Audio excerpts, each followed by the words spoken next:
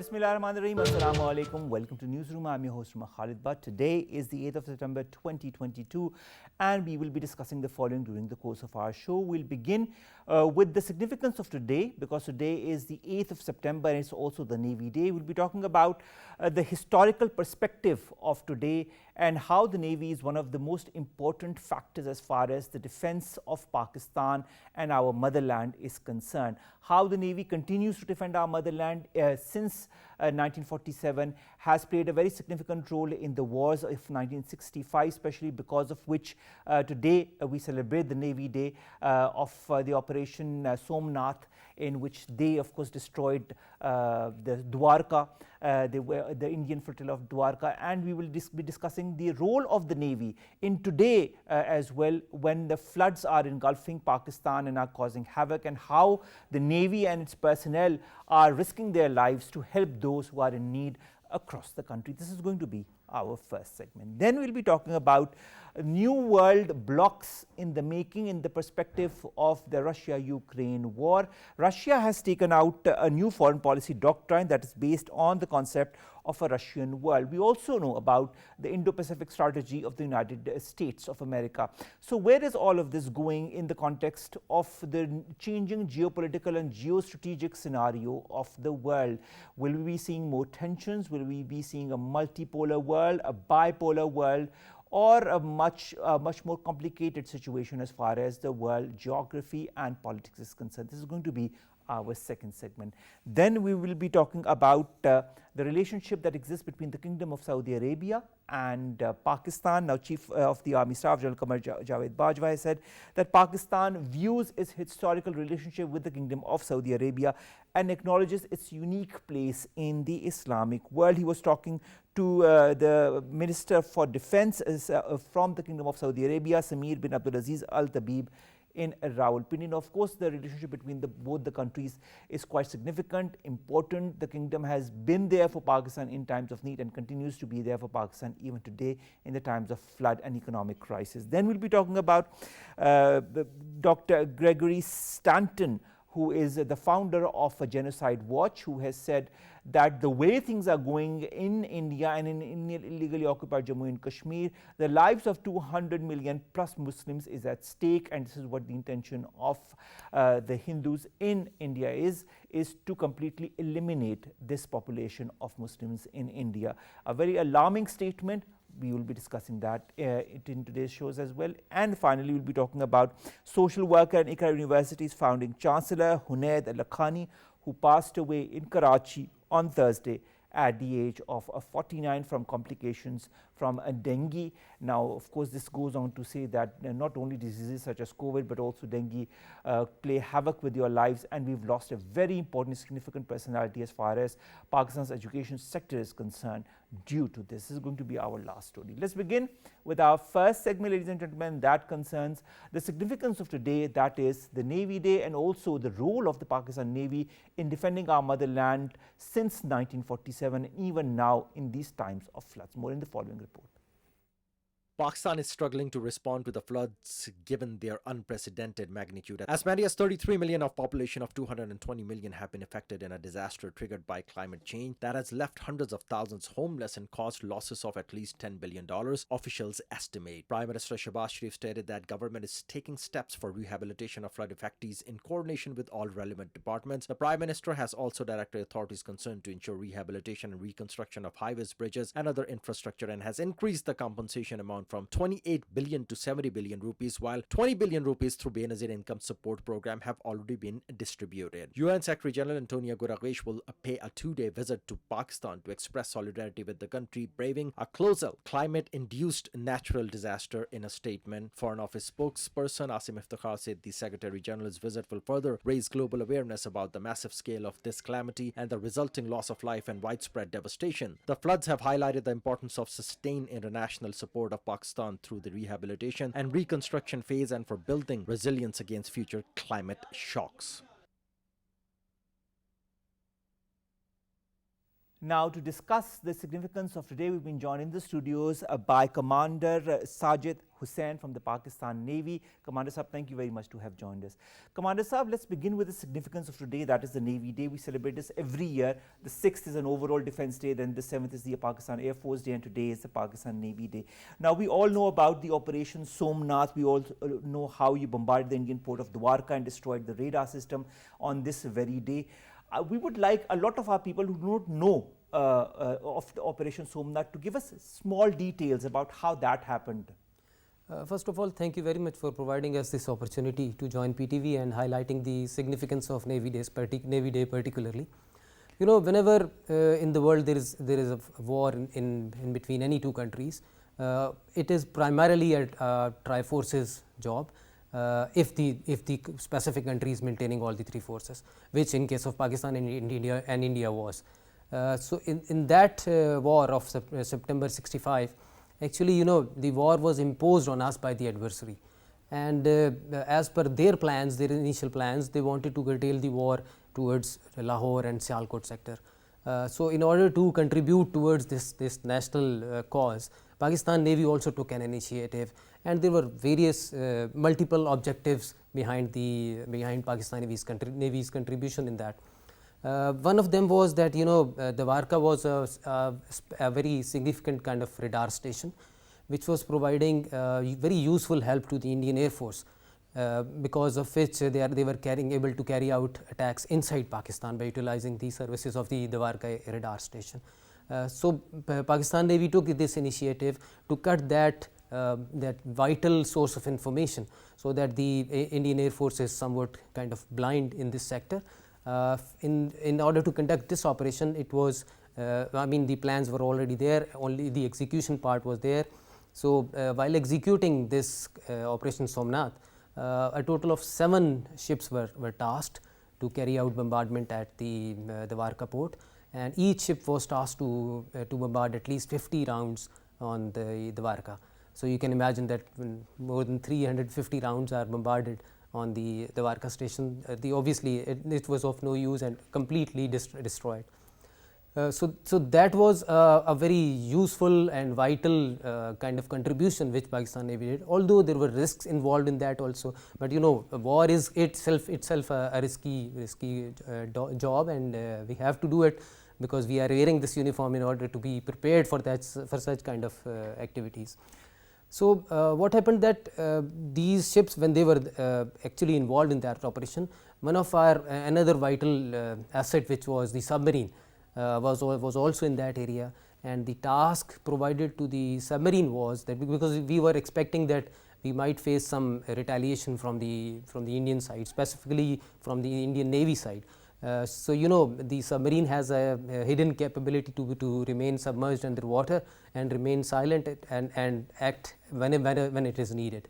So what happened that you know, the Indians were so scared of the presence of Pakistan Navy submarine in that area. So they did not even try to venture out against or in retaliation to the Pakistan Navy's attack on the Dwarka. So the submarine was already there. Had they tried to venture out, it could have been another success story for PNSM Ghazi. But you know, the kind of enemy we have, they were so coward that they never tried to venture out, and they never tried to challenge even the presence of Pakistan Navy in that area. You talked about the Indian port of Dwarka, and you said how at that time it was providing critical information as far as Pakistani stations were concerned. Now, with times change the techniques, there are state-of-the-art technologies now that are available to the armies, to the navies, and to the air forces. What about the Pakistan Navy? How combat ready are you? How state-of-the-art? How ready are you with the state-of-the-art technologies? Yes, you have asked a very pertinent question. Actually, you know, if you go back to the time of independence, you know, and it is a known fact that the distribution of resources, even on the military side also, was not fair enough, and it was more partial towards India. So we started with those meager kind of resources, and with the passage of time we built the state at par with the international standards and the latest technology. If you look at the recent inductions in Pakistan Navy and some of the inductions which are already in pipeline, you will find that they are no less than any of the advanced navy in the world, and we are trying to keep it as modernized as possible. I'll highlight some of the recent inductions also. We know that recently we have inducted 2 of the Type 054 ships from China, and 2 more are under process of induction. Similarly, we are in the process of inducting 4 more ships from Turkey also. We have inducted OPVs also, which are offshore patrol vessels. And recently we have inducted the aviation category, we have inducted seeking helicopters also. So these are the few of the latest induction which depicts that Pakistan Navy is in the process of modernization, while in order to remain modern and at par with the international standards. How combat ready are you, Commander Saab, and your whole fleet as well as the Pakistan Navy in case of any emergency? And are you always on your toes 24/7 in case of any emergency situation? Yes, you are right. Actually, what happens is that the the armed forces are designed to be vigilant 24/7, you know, because the kind of adversary which is just next door neighbor to us can create any kind of disturbance which we have witnessed in the past also. But as far as the responses are concerned, you know that even in peacetime also we are ready to respond to any unprovoked or provoked or whatever kind of challenge from the adversary. Just in the recent past, I'll quote 3 incidents, 3 similar incidents in which we detected 3 of the Indian submarines at different time intervals, which is a very challenging task if we talk about the anti-submarine operations. Detecting a conventional submarine in an open ocean is quite a challenging job. Pakistan Navy, alhamdulillah, has been successful in detecting Indian submarines, which Indians have never been able to detect on our submarine. And you know, if I talk in terms of the war terminologies, it is said that in actual war scenario, detecting a submarine means practically you have killed it, because then there is no escape for the conventional submarine if he is detected. So we went to that, but obviously since we were not in the state of war, so we thwarted the enemy and compelled the Indian submarine to go back to their own waters. So this is the kind of professionalism we depict in the peacetime also. Not only the state-of-the-art technologies, Commander Sajid Hussain, but also state-of-the-art trainings are very important, and these trainings need to be updated on a very regular level because there are new methodologies that come to the fore more or less every few months or every years. Where does the Pakistan Navy get training from? Does it get training from Pakistan, or does it go abroad to have training? Most of our training setup is well equipped, and so that is why we train our officers and men within Pakistan. But in order to remain abreast with the international knowledge, we do send our trainees from here to other countries, to other friendly countries, with which we have common training kind of methodologies. So our trainees are also trained from abroad. It is at different levels. For the sailors, we do have some of the foreign courses, similarly for junior officers and at mid-career level also. Like you asked this specific question, so I have been trained from South Africa also. I did my joint staff and junior staff and warfare course from South Africa.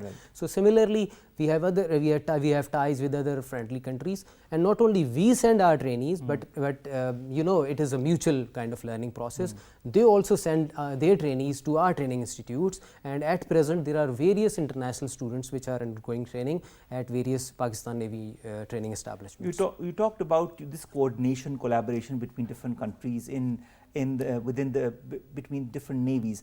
Are there joint exercises also that take place between navies of friendly countries, including yours and other countries? Yes, there are quite frequent international joint training exercises in which our navy ships, aircraft also, and even men also, they participate. But one of the significant which we do conduct at regular intervals, and that is the Aman exercise. Obviously, this word Aman is Urdu, but I mean the complete slogan is together for peace, so that the non-Urdu speaking countries should also be able to understand what is the reason behind this slogan of Aman. We do conduct it every 2 years. The last exercise of this series was conducted in 2021, and inshallah next is being planned in 2023. During last exercise, you can imagine that I mean you can see the participation, that is more than 50 navies from more than 50 countries.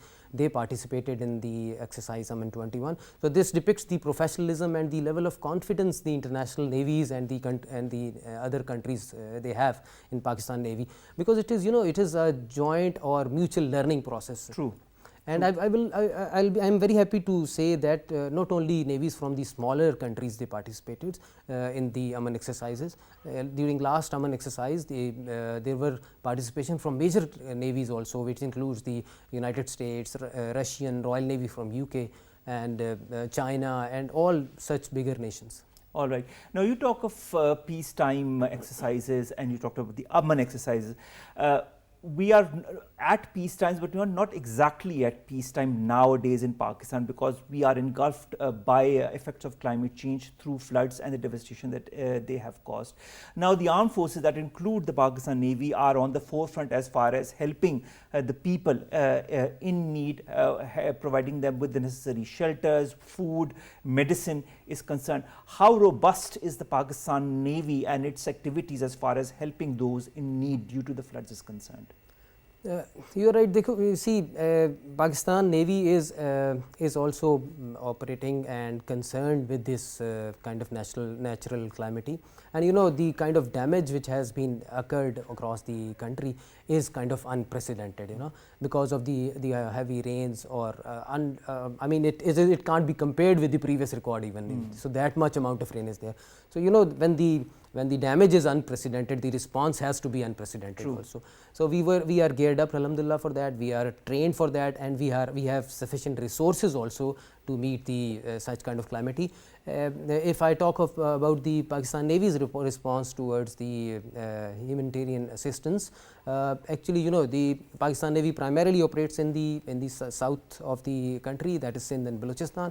So we started our flood relief operations from. But the most devastated, the areas more devastated by the floods are Sindh and Balochistan. Yes, you're right. But the damage was also somewhere in the KPK also. Yes, so true. That's why we extended our flood relief operations towards KPK also, which is at far distance from the coast also. So we at present also, while we are talking, our flood relief teams and the medical teams, they are in the field helping people, trying to. I mean, the initial part was to rescue people from the flood affected area. And if I talk primarily about the Navy's role, we are geared up in terms of the specific platforms which we have to carry out such operation. Like we have got small boats which can operate in shallow water. We have got hovercraft, which is a specialized platform which can operate in very shallow water as well as on land also. We've also got helicopters. Yes, that we have save got. the people. Yes, we have got helicopters which have the sling operations, and we can conduct sling operation by airlifting the people who are strangled in the flooded areas. So that is how. Plus we have got on ground, we have got placed our medical teams to assist the people who are in dire need of medical assistance. In addition, we have provided a large quantity of flood relief goods plus the medications also. Also, you've established flood relief centers and center collection points where you are helping the people who are in need.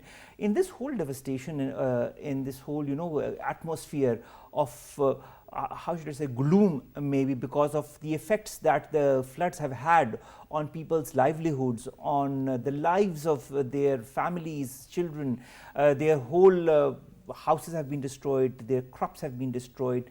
What role do the forces, including the Pakistan Navy, have in not only to sustain the livelihoods of the people, to give them relief, to rehabilitate them one way or the other, but also give them shelter in this time of need? The immediate kind of shelter which can be provided to such area is in the form of tents, and we have donated large number of tents in various areas where people people have lost their homes or are unable to live or are living on just in the under the open sky.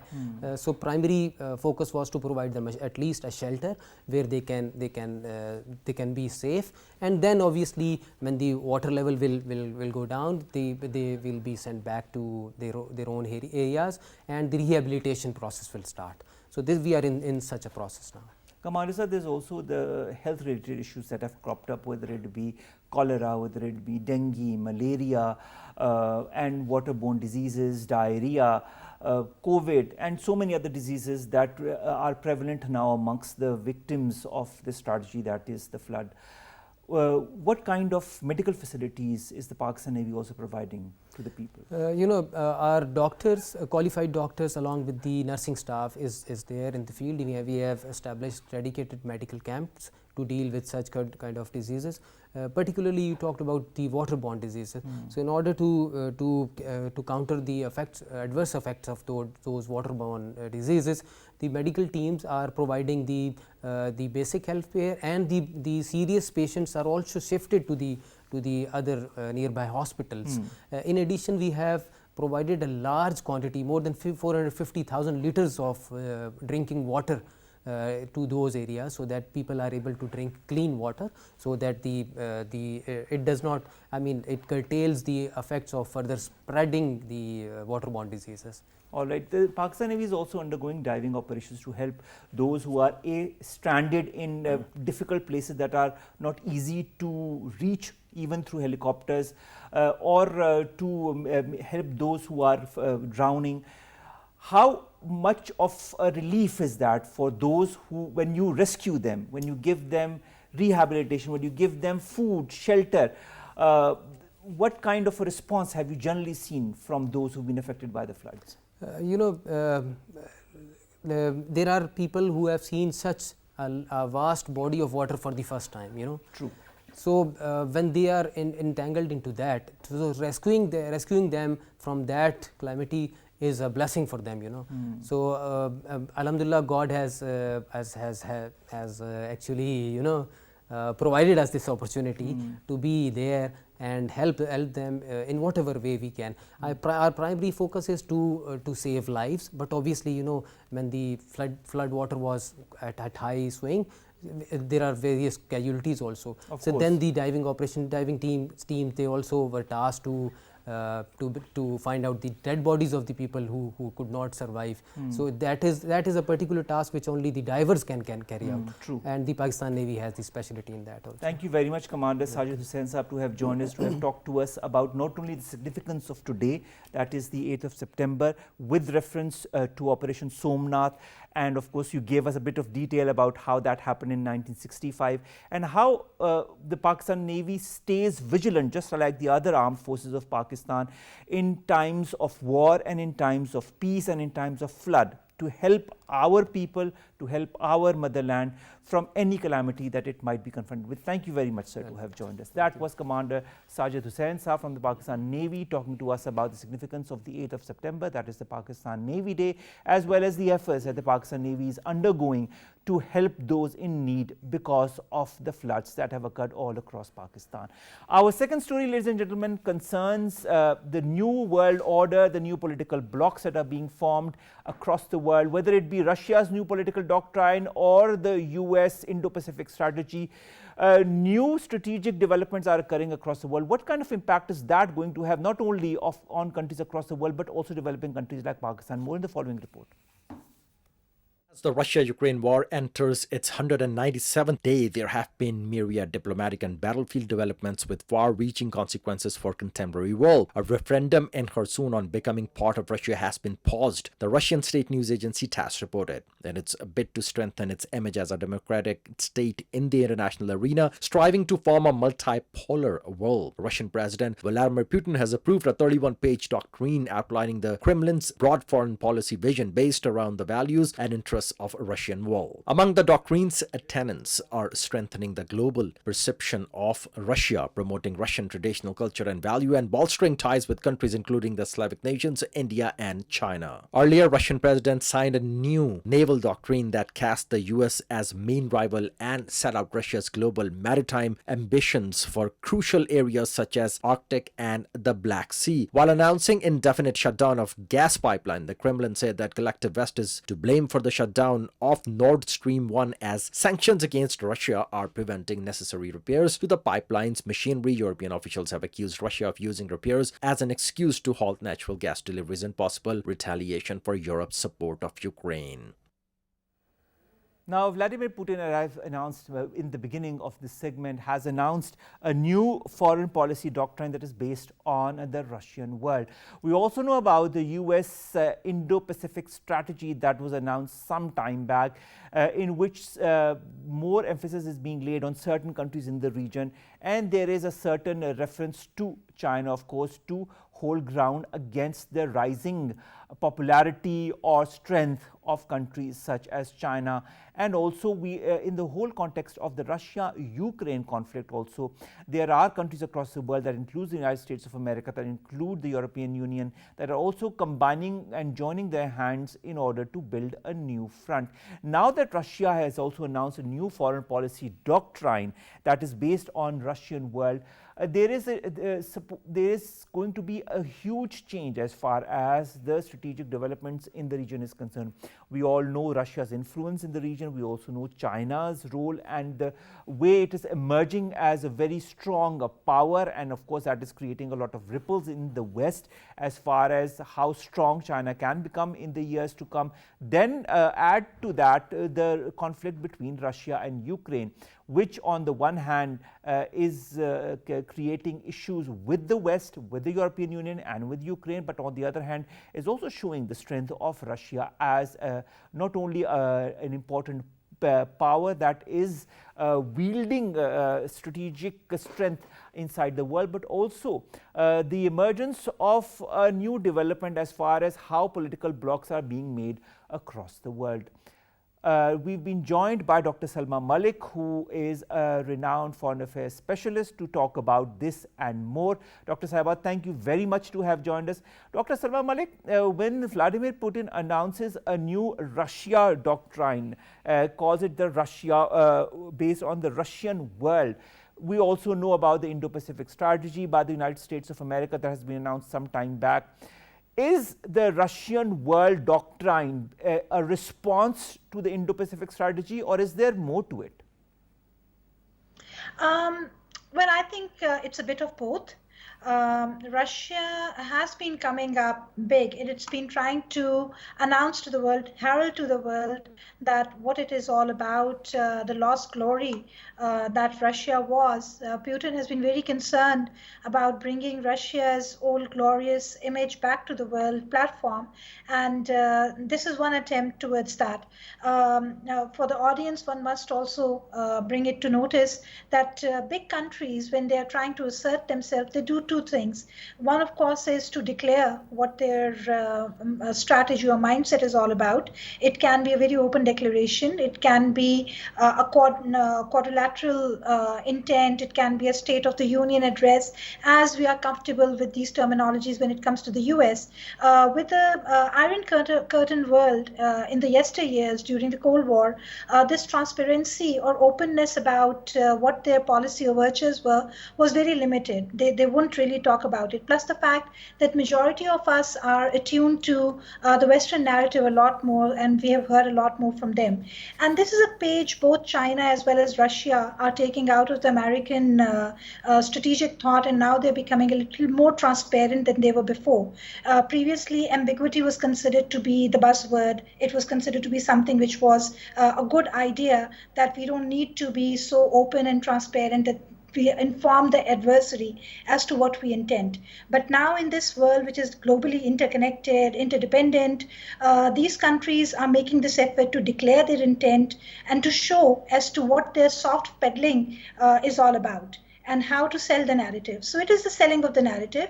It is also trying to define and reconfirm what the boundaries are what the Russian boundaries are, and where not to cross those thresholds, the territorial thresholds, the mental thresholds, the physical thresholds, economic, etc., etc. And in which, Dr. Salman, when you talk of thresholds, that's yeah. a very interesting point, because in the whole conflict between Russia and Ukraine, do you really see those thresholds not being, passed? And also in this whole new doctrine that the Russian hierarchy has put up, there is also the need to have stronger connections with the other Slavic nations. In the whole context also of the Russia-Ukraine conflict, do you feel this is a possibility, an emerging possibility, or do you feel Slavic nations are going to be reluctant to create a strong relationship with Russia following this conflict? These are two questions that I'm asking you. I would say one thing.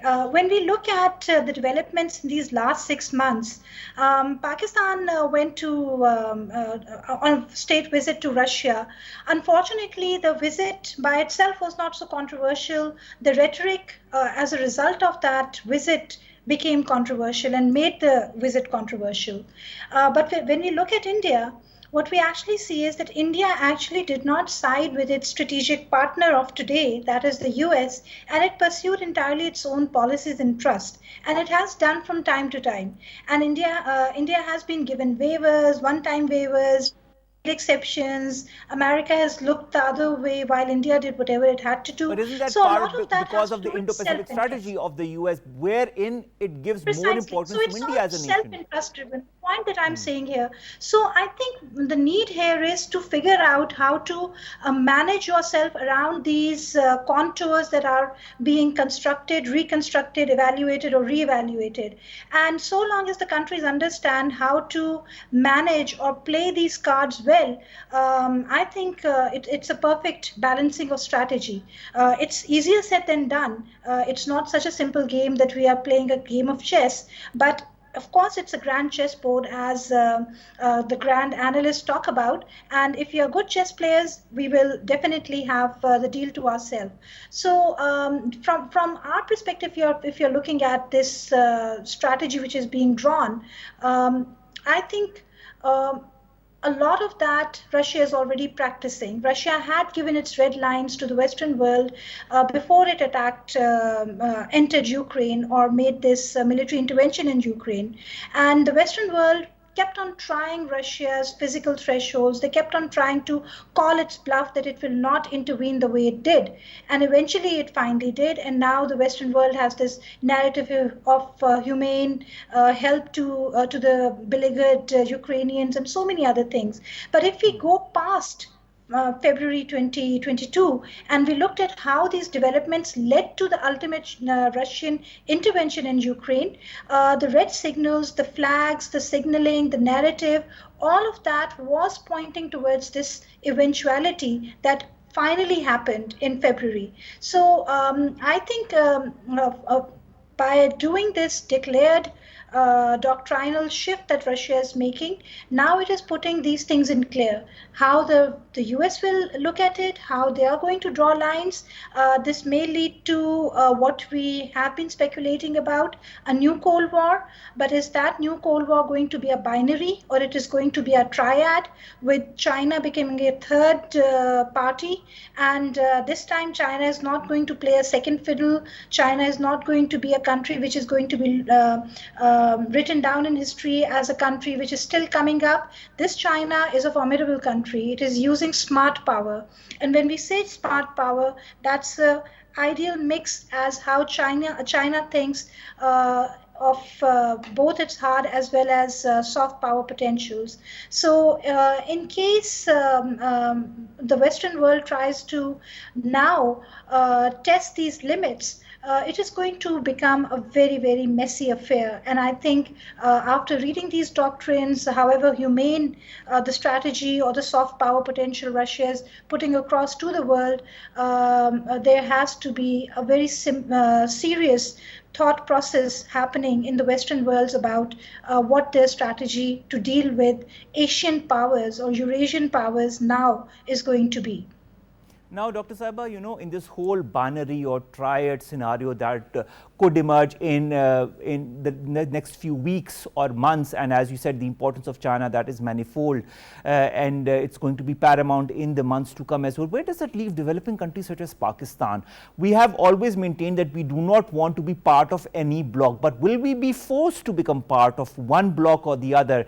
And is there any way for Pakistan to remain neutral, to kind of have equal and strong relationships with all the political blocs? I think that's the power of diplomacy. I don't think that's such a difficult or an impossible thing to achieve. If US has to offer us something on the geostrategic platform, so be it. US still remains, however marginally involved in Afghanistan.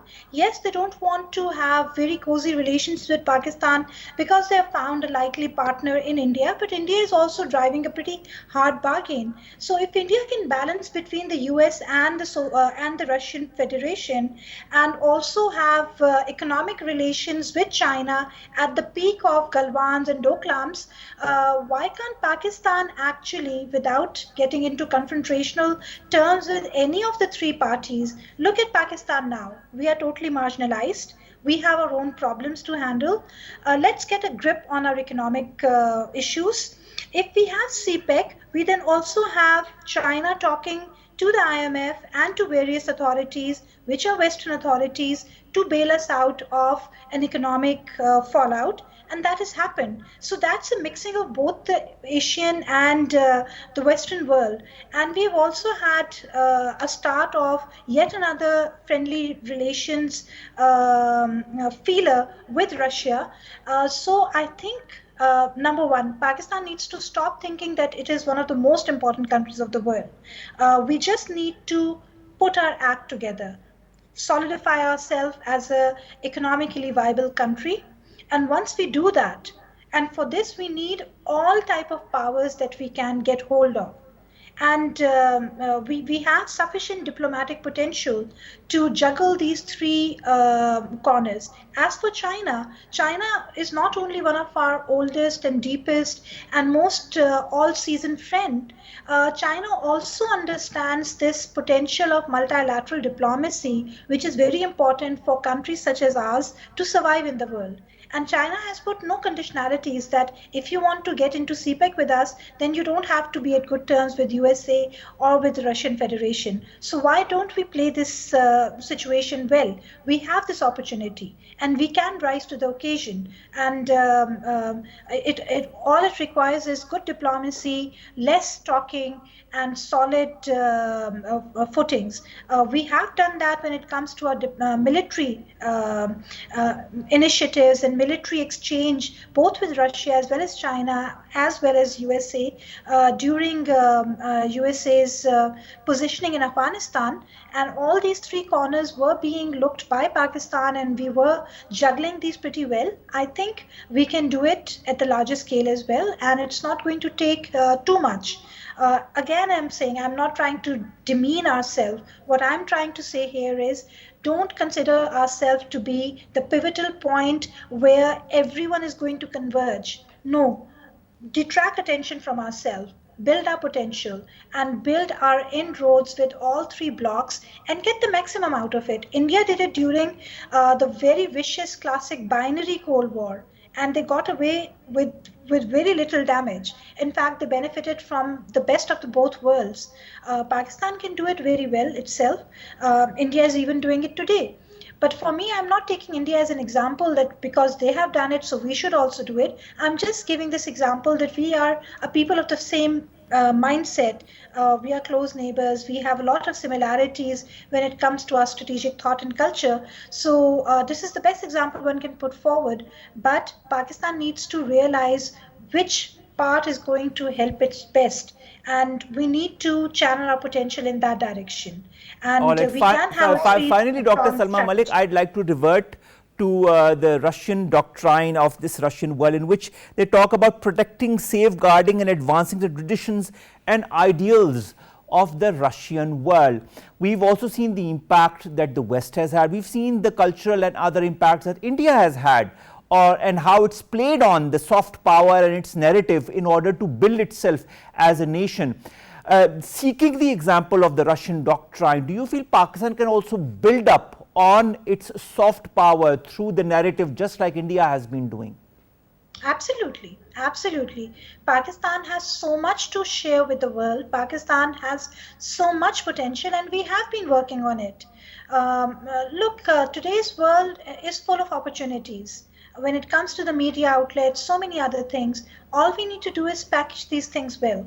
There are so many shining icons in Pakistan, but having said this, the one thing that pulls down Pakistan is that image of a country which is flooded all over by water, poverty, so many other things post-flood. There's a lot of empathy for Pakistan at the moment because we are on the receiving end of the worst of climate change.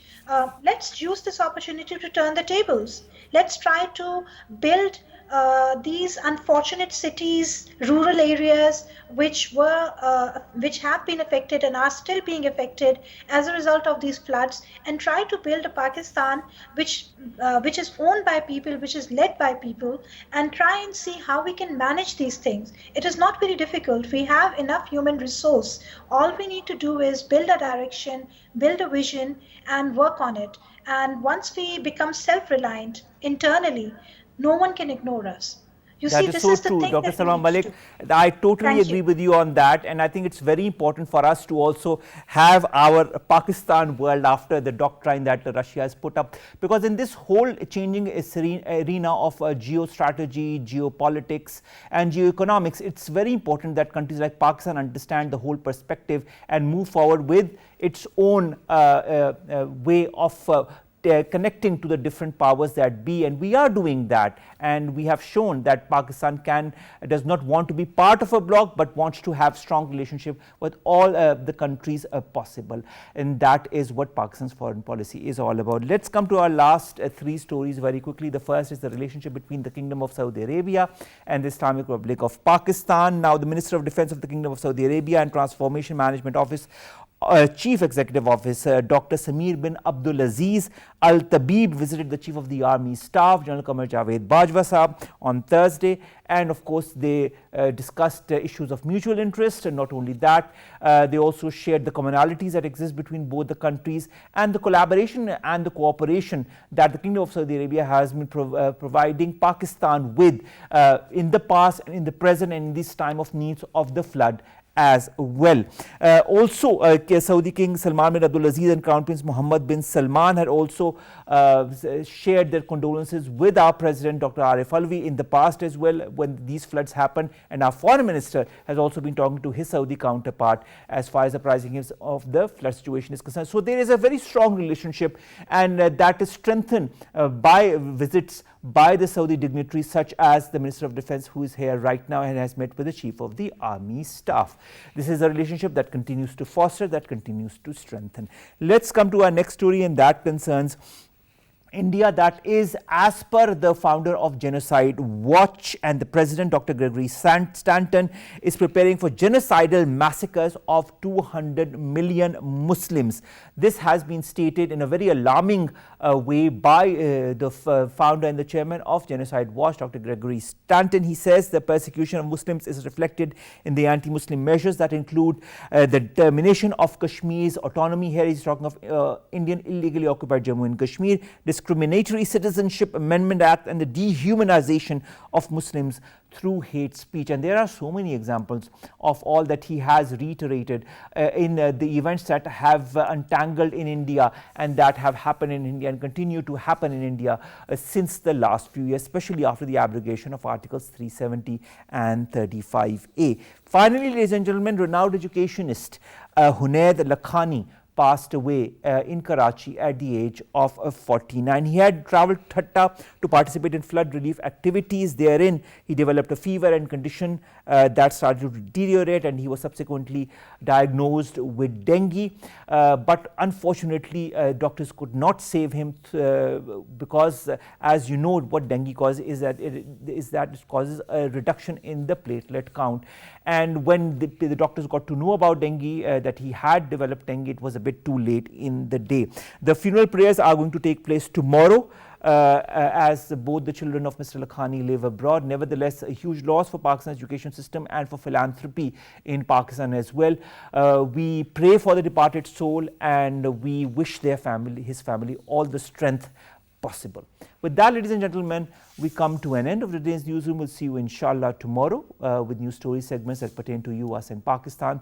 Stay safe, follow the SOPs for all the different diseases. Even dengue is on the rise, so beware of that and try to avoid places where there are containers of water outside, and also help the victims of floods as much as you can through the Prime Minister's fund, through the army, through the other armed forces, through the NGOs, and through all those people who are working on their own and bringing relief goods to the people. Together we can build a stronger Pakistan after this calamity. Allah Hafiz.